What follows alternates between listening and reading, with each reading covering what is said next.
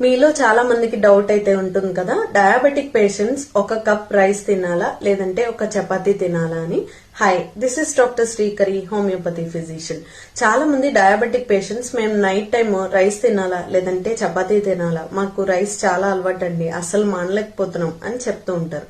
మరి వాళ్ళకి మేము ఇచ్చే సజెషన్ ఏంటంటే, మనం ఒకవేళ రైస్ కనుక తీసుకోవాలంటే ఒక కప్ ఆఫ్ రైస్ అనేది తీసుకోవాలి. అంటే ఒక హ్యాండ్ఫుల్ ఆఫ్ రైస్ మాత్రమే తీసుకోవాలి. అంటే అందులో కూడా ఒక 50 గ్రామ్స్ ఆఫ్ కార్బోహైడ్రేట్స్ అనేవి ఉంటాయి.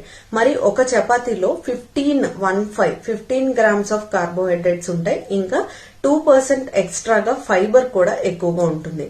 మరి డయాబెటిక్ పేషెంట్స్ చేసే మిస్టేక్ ఏంటి అంటే, రైస్ అయితే కొలత అనేది ఉండదు, అంటే కొంచెం ఎక్కువగానే తీసుకుంటారు. ఒకవేళ చపాతీ అంటే లిమిట్ అనేది ఉంటుంది, అంటే 2 or 3 వరకు మాత్రమే తీసుకుంటారు. కాబట్టి చపాతీని మాత్రమే తీసుకోవడం అనేది బెస్ట్. లేదు అంటే మేము కంట్రోల్ చేసుకోగలం, ఒక కప్ ఆఫ్ రైస్ మాత్రమే తీసుకోగలం అంటే డెఫినెట్ గా హ్యాపీగా డయాబెటిక్ పేషెంట్స్ నైట్ టైం కూడా ఒక హ్యాండ్ఫుల్ ఆఫ్ రైస్ అనేది తీసుకోవచ్చు. ఇందులో కూడా బెస్ట్ ఆప్షన్ ఏది అంటే, రైస్ కి బదులుగా బ్రౌన్ రైస్ గానీ మిల్లెట్స్ గానీ తీసుకోవడం వల్ల ఇంకా మంచి హెల్దియర్ ఆప్షన్ అనేది దొరుకుతుంది.